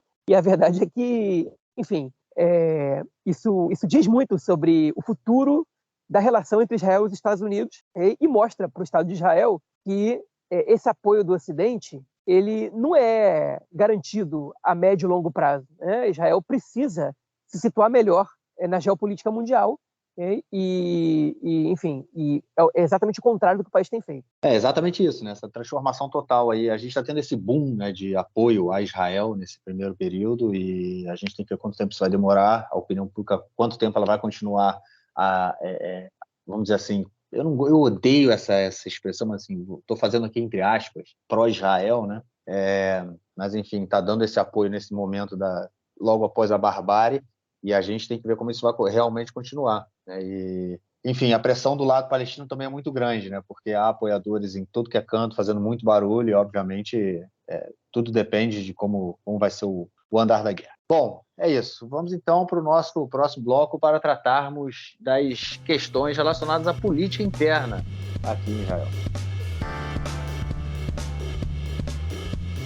Bom, gente, por incrível que parível, né? A gente está no meio da guerra e muita coisa acontecendo, porque obviamente em meio a tanta confusão e tanto conflito, as pessoas estão querendo buscar o culpado, né? O discurso geral, né, de uma forma geral, é o seguinte: agora a gente está em guerra, né, mas depois a gente vai discutir isso, né? Depois de a guerra acabar, a gente resolver esse problema, a gente vai discutir quem são os verdadeiros culpados, quem são os responsáveis, né, pelo que aconteceu. Inclusive, todos os canais de televisão, se eu não me engano, eles aparecem com uma bandeirinha escrito Yachad Nenatzer, né, que é Juntos Venceremos, né, ou seja, são de tudo que aconteceu aí nessa divisão do povo, mas a gente vê esse discurso aí, né, que depois a gente vai buscar aí quem foram os responsáveis, mas o discurso, apesar, né, do discurso não da opinião pública, né, dos políticos, né, que seja querendo jogar essa questão aí para depois da guerra, a opinião pública não para de falar nisso e os dedos já começam a ser apontados. Na verdade, começaram a ser apontados aí desde o próprio sábado, quando tudo aconteceu. No dia de hoje, o chefe do Estado-Maior, Herzi Halevi, ele foi à televisão e falou que o Exército foi o maior responsável, é o responsável por tudo que aconteceu, que a função do Exército é defender o Estado, defender a sua população, e eles não foram capazes disso. Ou seja, ele vai ser o primeiro a ter a cabeça cortada, né, depois da guerra, obviamente, mas as pessoas, é óbvio, não tem como a gente deixar de lado e não apontar o dedo para o governo Netanyahu. Os ministros do governo Netanyahu estão sendo aí caçados em todos os lugares que eles vão, e aí eu vou fazer um parênteses, explicar um pouco do que acontece em momentos de guerra, né? Momento de guerra, sempre quando tem alguém que morre, ou uma pessoa, um civil e até um militar mesmo, principalmente um militar, né? Sempre vai um ministro do governo para fazer as condolências, prestar as condolências, né, à família. E os ministros que estão indo, porque a grande maioria está escondida, não sai de casa, não dá entrevista, e até bom mesmo, quando eles dão entrevista só falam merda. Então, os ministros que estão indo aos velórios, né, estão sendo escorraçados pelas famílias. Aconteceu com a ministra Edith Silman, aconteceu com o ministro Nir Barkat, né, ambos concorreram pelo Likud, e também com a ministra Miri Regev, também do Likud, ministra dos Transportes, e também, inclusive, o David Bitan, que ele não é ministro, mas ele é deputado do Likud, e ele também foi hostilizado aí quando sentava tomando um café tranquilamente no período de guerra. Aconteceu com mais gente, Marquinhos. Aconteceu com o Bezalel Smotrich também, e tem vídeo já circulando. Esse eu não vi, eu, inclusive, hoje vou lançar vocês, quando esse podcast sair, vocês vão ver, vou lançar em parceria com o IB, com o Instituto Brasil Israel, um fio, e vocês vão poder ver os vídeos desses casos. Também aconteceu com a Orit Struk, também, que é ministra do Partido Sionismo Religioso. Essa não tem vídeo, tem só foto. Ela também foi... ela não chegou a ser expulsa, nem gritaram com ela, mas foram tirar satisfação com ela. E teve mais uma membra que também passou por uma situação como essa, que agora me fugiu quem é. E em meio a toda essa confusão, no dia de ontem foi assinado o acordo, e no dia de hoje tomou posse o governo de emergência do Estado de Israel. Pois é, Netanyahu continua como primeiro-ministro, mas agora Benny Gantz e companhia entram para o governo. Eu falo companhia, mas é só o partido dele. Entrou também o Gadi Eisenkot, que também foi chefe do Estado-Maior, como o Benny Gantz foi. Ele foi, inclusive, chefe do Estado-Maior depois do Benny Gantz. E ele também entra para o governo, também vai fazer parte do gabinete de segurança. Entram mais como chama ele? O Guidon Sar e a Yifat Shasha Biton. Né? Foram os 5 que entraram para o governo, para fazer parte aí de gerenciar a guerra. Gerenciaram tanto tempo o conflito, agora eles querem gerenciar a guerra. E aí Lapid, João, continua de fora, Victor Lieberman continua de fora, mas os radicais da extrema-direita continuam dentro. E aí, o Benny Gantz vai limpar a cara do Netanyahu, cara? Não vai. Ele não vai limpar a cara do Netanyahu. Ele até está correndo um risco, não político, né? Porque o eleitorado dele apoia essa decisão, mas ele corre um risco jurídico, porque quando vier a comissão investigativa depois dessa guerra, de fato ela vier, e eu acho que muito provavelmente vai vir, ele também pode ser responsabilizado, uma vez que ele vai estar nesse gabinete de tomada de decisões, não no início da guerra, mas daqui para frente, ele vai ser também responsável por tudo que acontecer. Né? Eles formaram, como você comentou, um gabinete reduzido, com 4 membros, sendo que um deles ele só tem poder de voz, não tem de voto, e efetivamente vão ser pessoas que vão estar reunidas praticamente o dia inteiro, e aí, para tomar decisões sobre a guerra, o gabinete de segurança e negociações ele vai ser escanteado, né? Ele vai ser muito menos utilizado só para questões legais, para decisões que são as quais são exigidas legalmente uma decisão tomada naquele gabinete, ele vai servir. O máximo possível, as decisões vão ser tomadas nesse fórum íntimo de no qual decidem 3 pessoas e um pode falar, além, obviamente, dos membros das forças de segurança que enfim, que são obrigados a comparecer e dar relatórios e atualizar sobre o que está acontecendo. Mas, enfim, essa também foi uma maneira do Netanyahu fugir dos inúteis do seu próprio governo. Por exemplo, a Miri Regev, essa semana, gritou com o chefe do Estado-Maior das Forças Armadas, Artzi Halevi, na reunião de gabinete. Enfim, aí o Yoav Gallant, que é o ministro da Defesa, saiu em defesa do Artzi Halevi.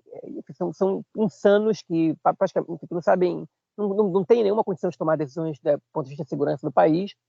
Eles não são diretamente culpados pelo que aconteceu no sábado, eles são todos culpados pela crise política e de confiança que motivou o Hamas a tomar as decisões que tomaram e também a decadência do exército israelense, especialmente nos últimos 9 meses, né? Mas, enfim, eles não têm condição de estar no gabinete de segurança. E a maneira que o Gantz conseguiu de afastar essas pessoas do gabinete de segurança, especialmente o Ben-Gvir e o Smotrich, foi armando esse gabinete diminuto. Então, a ação do Gantz, ela é eleitoralmente boa para ele, porque o eleitorado do Gantz ele está interessado em vê-lo nesse governo de união, okay? Até porque ele tem muitos eleitores que estão declarando voto no Gantz, são ex-eleitores do Likud, enfim, e também é importante para a gente, para o país de maneira geral, porque pelo menos algumas pessoas um pouco mais razoáveis vão estar tomando essas decisões com pensamentos que não têm a ver só com as próximas eleições, né? Ou com alguma ideia do que é uma guerra, né? Que ali dentro você tem o Netanyahu, enfim, que tem conhecimento do assunto, ele está totalmente perdido, né? E com a ordem de prioridade dele está totalmente oposta, mas pelo menos no título dele, o cara, ninguém em Israel teve em tanto tempo no gabinete de segurança contra o Netanyahu, pelo menos entre pessoas vivas, né? Talvez o Ehud Barak tenha estado tanto tempo quanto ele. E o Benny Gantz e o Yoav Gallant, que são 2 políticos que, o Gallant, no caso, é ministro da Defesa, o Gantz já foi, e ambos foram chefes de Estado-Maior das Forças Armadas. Perdão, o Gallant não foi chefe de Estado-Maior, e chegou a ser nomeado, mas foi desnomeado antes de assumir, mas foi um general, né, importante, né, no mais alto escalão, e entende como é que funciona as Forças Armadas. Então eles, enfim, sabem o que acontece ali dentro daquele negócio, né? Podem tomar decisões com conhecimento profissional daquilo. Obviamente que eles agora estão vestindo a camisa política, né? O chapéu da política, mas eles conversam com o comandante do exército e entendem o que ele está dizendo para eles, né? Entendem o que significam as expressões militares, entendem a gravidade, as consequências de uma movimentação para cá ou para lá, de um ataque para cá ou para lá, enfim. E é preferível. O outro membro é o Oran Dermer, que é um conselheiro internacional do Netanyahu praticamente, né? E que, enfim, se ele fosse um sujeito razoável, eu ia dizer que também é um nome interessante ali, porque a especialidade dele são as relações internacionais, ele já foi embaixador israelense nos Estados Unidos, mas no caso ele é um daqueles puxa-sacos do Netanyahu e que ficou queimado nos Estados Unidos pela proximidade dele com Trump, chegando a fazer críticas ácidas aos democratas, né, de uma maneira que é muito pouco diplomática para um diplomata, né? Mas, enfim, então, não foi o acordo ideal, porque o ideal era tirar o Ben-Gvir do ministério, okay? Era que ele não pudesse fazer mais nada, né? Essa semana ele distribuiu 4 mil armas para cidadãos civis para fazerem só autodefesa de suas comunidades. E adivinha onde vai parar a maioria dessas armas? Acertou quem disse nos territórios, nos assentamentos, basicamente, né? Aqui na região que eu moro, na Galileia, 800 armas foram distribuídas, né? E a grande no Negev, né, no sul, outras vão ser, no centro poucas, e a grande maioria vai para os assentamentos. É óbvio que os assentamentos eles estão correndo mais risco do que as outras localidades no país, só que entregar armas na mão de colonos enfim, especialmente nesses últimos tempos nos quais os colonos têm realizado, inclusive, até pogroms, segmentos mais radicais contra populações árabes, é um perigo durante a guerra, porque pode aumentar a escalada de violência na Cisjordânia, e depois da guerra, porque vai saber o que essas pessoas vão fazer com essas armas quando esse governo entrar em crise, que a crise é clara, né? Enfim, mas eles deixaram também um lugar aberto para o Yair Lapid nesse gabinete, e o Lapid hoje declarou que não vai formar esse governo de união, porque não faz sentido que ele corroborar, ele dá legitimidade ao governo responsável pela maior vergonha e fracasso da história militar de Israel, continuar governando, continuar comandando. Então ele falou: eu vou apoiar o Estado, eu vou apoiar o Exército, mas eu não vou participar disso porque eu não quero ser parte eu não quero dar legitimidade para que essas pessoas fiquem mais um dia onde eles estão, né? Enfim, ele sabe que o Netanyahu não vai cair durante a guerra, a menos que aconteça uma coisa 3 vezes mais dramática do que aconteceu no sábado passado, pelo menos, e talvez mesmo assim ele não caia, mas ele não quer se misturar com essa gentalha, né? Basicamente. E ele pensou aí na política, e entre nós, o Lapid, ele não faz falta nesse gabinete, hein? Por um lado, e por outro lado, a exigência do Lapid sim faz falta para o governo de união, porque o Lapid queria que o Smotrich e o Ben-Gvir fossem afastados dos seus ministérios, né? Como condição para que o partido dele entrasse no governo. E o Netanyahu, obviamente, recusou, porque o Netanyahu está muito mais preocupado com a cadeira dele do que com qualquer coisa que vai acontecer com o país. Mas, enfim, essa é a situação. A popularidade do Netanyahu está despencando, e aí essa semana saíram 3 pesquisas, uma delas mostrou que 55% da população deseja que o Netanyahu seja deposto imediatamente. Lamentavelmente, a população não tem poder de fazer isso por meios legais, né? Então, isso não é suficiente para que ele caia, mas dá noção para a gente da impopularidade do Netanyahu.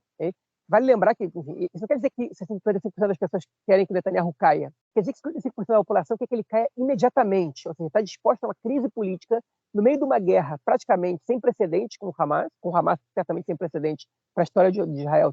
Teve piores, mas a gente teve guerras piores, mas essa é a pior dos últimos 50 anos, e mesmo assim estão dispostos a que o Netanyahu saia imediatamente do seu cargo, né? Que enfim, não é pouca coisa. Você pega a quantidade de pessoas que respondem não sei, tem muito pouca gente que gostaria que o Netanyahu permanecesse ainda depois da guerra.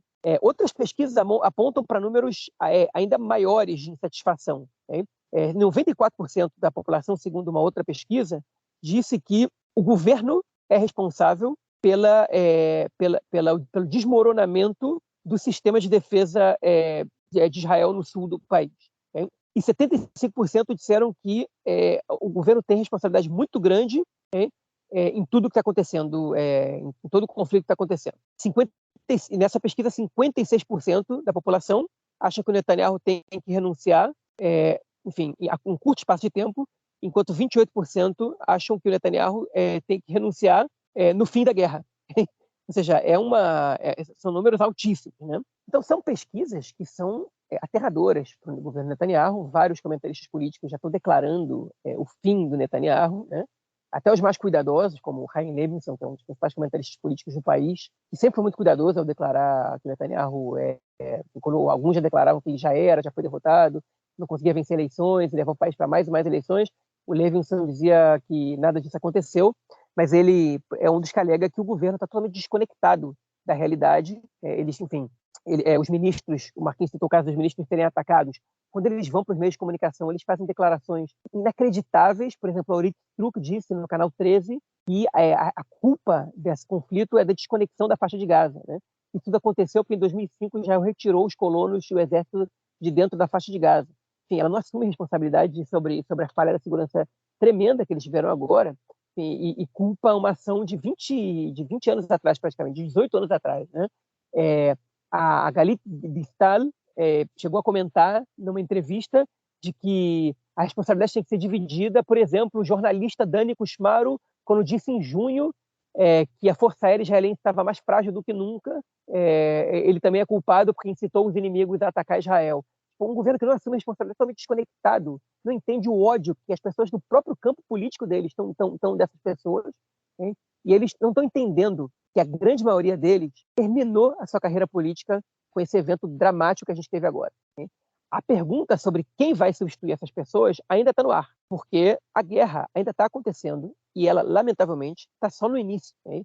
Ainda vai acontecer muita coisa e é cedo para a gente dizer ok, a gente vai ter bons tempos agora. Depois disso, a população israelense vai votar em pessoas razoáveis, vai procurar estadistas e etc. Porque a gente, enfim, hoje essa seria muito provavelmente, já antes da guerra, né, o caminho eleito pela população. Segundo as pesquisas, já antes da guerra, a gente estaria vendo que um governo de centro-esquerda talvez seria fatalmente eleito e formaria o governo. Agora, com essa guerra, esse governo perdeu um pouco de legitimidade que eles tinham. E a gente vê isso também refletido nas transmissões televisivas. o Netanyahu ele ajudou a criar um canal de televisão, a Fox News dele, que é o canal 14. É um canal, enfim, é uma jovem pan israelense praticamente, que só faz bajular o governo, a direita, e criminalizar a esquerda e os árabes. Hein? É tudo que esse canal faz. E esse canal, com toda essa divisão do país, ele cresceu muito rápido. E o programa jornalístico dele já era o segundo maior do país. Hein? Ultrapassou os programas do canal 11 e 13, só perdia para o canal 12. O canal 12 disparado, tem 3 vezes mais audiência que o canal 14, que agora é o segundo. Mas o canal 14 conseguiu passar os canais 11 e 13, né? Nesses últimos meses, no último ano, na verdade. Okay? E agora, a pesquisa, o rating durante a guerra está mostrando que o canal 12 dobrou o número de espectadores. Durante a guerra, as pessoas têm televisão ligada por muito mais tempo. O canal 13 triplicou o número de telespectadores e o canal 14 manteve. O que isso mostra? Que o Netanyahu ele não consegue ampliar a base dele. E o canal 14 ele está com os fanáticos e todos os outros canais que toda a direita estavam chamando de canais de esquerda, canais não sei o que lá, canais a favor do inimigo, e blá, blá, blá, tentando criminalizar a mídia também, né, a imprensa, a mídia de maneira geral, foi um tiro que saiu pela culatra. Okay? Até porque eles fazem jornalismo, coisa que o canal 14 não faz. Aquilo ali é uma publicidade do governo, manipulação de informação, discurso de ódio e tudo, ou tudo isso junto. Okay? Os outros canais fazem jornalismo. Tem muitas críticas à cobertura da mídia israelense, muitíssimas críticas. Acho ela muito problemática em diversos aspectos, mas é jornalismo que os outros canais fazem. O que o canal 14 faz não é. O Israel Hayom, que é o jornalão que é o jornal mais lido do país, que era muito ligado ao Netanyahu, foi criado para ser um jornal ligado ao Netanyahu, cada vez mais se afasta dele. Ainda é um jornal de direita, mas é cada vez mais distante do Netanyahu. E ele está sendo abandonado, enfim, pelos meios de comunicação e até por parte da direita que estava do lado dele. As pessoas estão procurando culpados e estão responsabilizando o governo. E o que falta é o governo olhar na cara dos cidadãos e dizer a responsabilidade do que aconteceu é nossa. Nós erramos. Isso aconteceu durante o nosso mandato e a responsabilidade é toda nossa.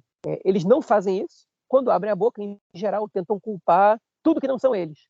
Hoje, pela primeira vez, um membro do governo assumiu a responsabilidade, que foi o Yoav Kish, o ministro da Educação, que disse: eu não tenho como negar, a responsabilidade é nossa, nós erramos, a gente tem que olhar na cara da população e dizer: isso aconteceu no nosso mandato. E agora a gente tem que fazer todo o possível para, pelo menos, vencer essa guerra de um jeito que a gente possa garantir um futuro para esse país, porque o desastre aconteceu por nossa responsabilidade. Enfim, foi muito tarde, né? Foram 5, 6 dias depois da catástrofe que estava a acontecer que a gente viu esse primeiro comentário. Tarde também porque era muito melhor ter evitado do que ter permitido que ele acontecesse. Mas, enfim, tem que valorizar que pelo menos alguém fez algum comentário e assumiu alguma responsabilidade. Eles estão perdidos, eles não estão entendendo a dramaticidade dessa situação. Ainda assim, a gente não pode cravar absolutamente nada, porque em situações de guerra, de sentimento de vingança e ódio, é quando o fascismo tende mais a crescer e a gente pode sair dessa situação pior do que a gente entrou. Eu espero muito que não, eu torço muito para que não. Enfim, é a minha vida, né? Tá aqui. Então, de verdade, eu gostaria de estar saindo na rua agora para protestar contra o governo, contra várias medidas que estão sendo tomadas agora, inclusive na própria guerra. E eu tenho medo de sair na rua porque, apesar da impopularidade do governo, os cães de guarda do Netanyahu e da direita agressiva de Israel estão aí, estão espalhados por aí, né? Todo dia tem relato de vídeos de manifestante contrário ao Netanyahu apanhando. Teve uma invasão da torcida organizada do Betar Jerusalém, La Família, no hospital Tel HaShomer em Ramat Gan, perto de Tel Aviv, uma vez que eles ficaram sabendo que tinham 3 terroristas internados naquele hospital, eles queriam ir para linchar os terroristas e matar os terroristas, né, basicamente. E a equipe médica foi tentar se reunir com eles e dizer: gente, vocês estão no hospital, aqui tem feridos da guerra, vocês estão tumultuando uma região sensível, que a gente precisa de tranquilidade para trabalhar. E teve empurra com um grupo médico, com o chefe da área médica do hospital, enfim, porque os caras não estavam querendo aceitar, e só a polícia, só quando a polícia apareceu lá para tirar eles dali, eles foram embora. E 4 foram presos, né? Não sei se já foram soltos, mas foram levados à delegacia. E esse é o ambiente que a gente está vivendo internamente aqui em Israel, né? É uma situação de verdade inédita. Eu moro aqui há 14 anos, nunca tinha visto isso acontecer dessa maneira. Enfim, o país estava rachado, mas aparentemente o país vai se juntar, pelo menos um consenso de uns 60%, 70%, para tirar esse governo do lugar. Eu espero que depois que eles tirem esse governo de onde eles estão, depois dessa guerra, porque durante a guerra é um pouco provável que isso aconteça, como a gente comentou, alguém razoável entre no lugar, né? Enfim, e para terminar minha fala, a entrada do Benny Gantz no governo, né, alguns podem questionar, mas ele só tem 12 cadeiras, como é que você pode dizer que isso respalda tanto assim Netanyahu? É só um partido de centro com 12 cadeiras. Não, não é só isso. Porque o Benny Gantz é o favorito para vencer as eleições. As pesquisas dão para ele 30 cadeiras. E no momento que o governo de união precisa do consenso, do apoio da opinião pública, a gente está vendo aí o maior, potencialmente, o partido mais popular do país, né? Ainda que não seja o maior, o partido mais popular do país no dia de hoje, e o líder com mais credibilidade no país, que é o Benny Gantz, se somando ao governo para poder lutar essa guerra. Então, isso é muito significativo. Não são 12 deputados. É a entrada do partido mais popular do país no momento para respaldar decisões militares, mas não só para respaldar, porque eles vão ter poder de influência também. E, Marquinhos, enquanto está falando, outra atualização do Haaretz, que não tem a ver com questões internas, mas eu vou aproveitar o momento e vou colocar. O Reino Unido mandou para Israel também 2 aviões de patrulha e um helicóptero de guerra e alguns navios, uma brigada, não sei como é que fala na parte marinha, né? Mas uma brigada inteira, não sei se é essa expressão, para também ficar ali, enfim, ancorar no mar Mediterrâneo, próximo à fronteira com o Líbano, para mandar um segundo recado para o Hezbollah, que e para o Irã, né? Que a guerra é praticamente com a OTAN, né? Porque se os Estados Unidos e o Reino Unido entram, é praticamente a OTAN inteira ali, é o que é relevante na OTAN. Pois é, né? Você deu um panorama aí mais do que completo de tudo que aconteceu aí nesses últimos 2 dias relacionados à política interna. É realmente absurdo a gente ver um ministro como o Ben-Gvir, né, distribuindo armas aí à torta e à direita, principalmente tendo em vista que... E, na verdade, não só distribuindo armas, né, estava aí dizendo que está para começar uma nova operação, como foi a de 2 anos atrás, né, quando ele era um terrorista incitador na oposição, e ele acaba distribuindo armas para proteger a população, quer dizer, para proteger a população, né, mas vai saber o que vai acontecer.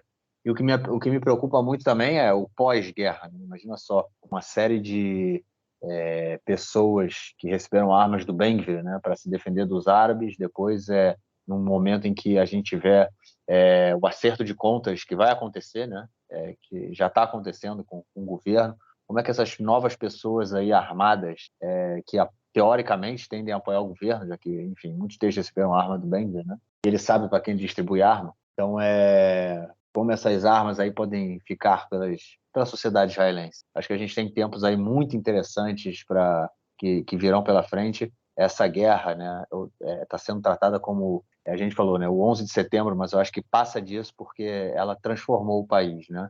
Eu acho que um país novo vai sair depois da guerra, eu não sei que país é esse, mas vai sair. Uma coisa diferente do que a gente tinha até o último dia 7, né? Eu acho que vai ser completamente distinto. E faz parte de tudo isso que a gente está vendo, faz parte disso, né? Essa busca aí pelos responsáveis. Inclusive, já que a gente está falando do Haaretz, né, cara, eu li um artigo hoje, eu só vou falar o nome, enfim, em hebraico, né, mas eu só vou ler o título, né, porque eu acho que resume muito o sentimento da população israelense como um todo, né? Que o título é assim: os mortos vão assombrar o Netanyahu e o Yariv Levin às noites, e os vivos vão assombrá-los durante os dias. Eu acho que isso resume muito o que está por vir na sociedade israelense, e não tem jeito, essa galera vai ter que pagar pelo que eles fizeram, porque eles simplesmente são responsáveis por esse massacre que foi cometido pelo Hezbollah. Bom, João, é isso. Não temos o bloco do Nelsinho essa semana, até porque não temos esporte no país, né, nesse período. Mas eu fiquei pensando, porque a data FIFA, a seleção israelense não joga não, né? Suspenderam a partida? Eu acho que não vai jogar, não. Eu acho que suspenderam. Acho que não vai ter, não. É isso. Bom, olha só, Marquinhos, eu queria aproveitar esse espaço aqui para agradecer aos nossos ouvintes, dar boa-vinda aos nossos novos ouvintes, porque o nosso podcast teve uma disparada na audiência por causa dessa guerra, obviamente, né? E, enfim, por causa das suas excelentes entrevistas pela mídia brasileira, né? João, na televisão. Ou no Twitter também, que acho que a galera No Twitter também, claro. Tem um podcast pelo Twitter aqui, então bem-vindos, pessoal, de verdade. A gente faz esse podcast de maneira voluntária, né? Enfim, a gente nunca ganha nem um centavo para isso, a gente sempre dedica a nossa semana preparando isso e para vocês, para quem quiser escutar sobre Israel, uma visão progressista, uma visão de esquerda sobre Israel de maneira geral. A gente não fala só sobre guerra, a gente fala sobre vários outros temas, mas na situação atual ninguém em Israel fala sobre outro tema que não a guerra, né? Então óbvio que a gente vai falar sobre isso. Quem está aqui só pela guerra, seja bem-vindo também. Mas enfim, eu peço para que vocês dêem uma chance para a gente, depois que esse conflito acabar, porque uma hora ele vai acabar, que a gente continua aqui, a gente continua de pé. Israel, e tem muita coisa interessante que acontece aqui nesse país, também quando não tem conflito, né? Embora sempre um dos tópicos do podcast seja sobre o conflito, porque o conflito é muito dominante no dia a dia desse país aqui, lamentavelmente. Muita coisa boa e muita coisa ruim acontece em Israel, e não necessariamente essas coisas boas e ruins têm a ver com conflito. Na verdade, as boas nunca têm a ver com conflito. Mas, enfim. Então, sejam bem-vindos, de verdade. A gente fica feliz de paz, né? A gente fica feliz que a gente virou, pelo menos, uma referência para um número de pessoas que não conheciam a gente. Obrigadão, de verdade. E quem quiser entrar em contato conosco, procura a gente pelas redes sociais. E essa semana a gente vai lançar as páginas do lado esquerdo do muro, que até agora vocês podiam falar somente com as páginas pessoais da gente, né? Com a minha menos, né? Com a minha menos. Pois né? E agora a gente vai lançar a página do podcast no Twitter e no Instagram. Vai ser administrado pelo Marquinhos aí. E, enfim, vocês podem falar com a gente direto pela página do Conexão Israel, pela página do lado esquerdo do muro, pela minha página pessoal, ou do Marquinhos, não sei. Enfim, e a gente está aberto aí a qualquer questão que vocês têm para colocar, sugestão de pauta, críticas, enfim, tudo que vocês quiserem dizer para a gente. A gente gosta de interagir com os nossos ouvintes, porque, enfim, a gente está aqui para compartilhar com vocês um pouco do que a gente aprende, do que a gente vive, e, enfim, e a gente não é nada sem os nossos ouvintes, né? Então a gente está aqui para isso, para ajudar, para compartilhar, de verdade, de coração aberto. Exatamente. Bom, é isso. Então temos aí, em breve, né? Nessa semana a gente vai ter mais redes sociais aí para todo mundo seguir, todo mundo nas redes sociais, então vai ter também aí o Twitter do Conexão, do lado esquerdo do muro, e, enfim, novidades virão pela frente. É isso, João, então ficamos por aqui, espero que você tenha uma boa noite aí no norte, uma noite tranquila, e espero ter também uma boa noite, uma noite tranquila aqui pelo centro. Forte abraço, cara. Abraço, Marquinhos, que a gente tenha dias melhores, até mais. Valeu, tchau.